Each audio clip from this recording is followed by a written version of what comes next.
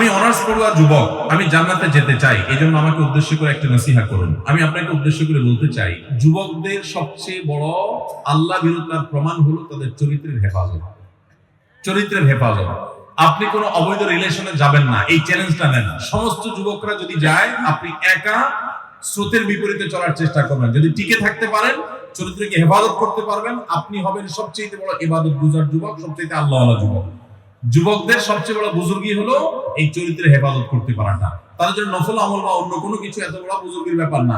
ওয়াজ মাহফিলের ভলান্টিয়ারি কাজ করেন অনেক বেশি, এটা আপনার জন্য বড় বুজুর্গির ব্যাপার না।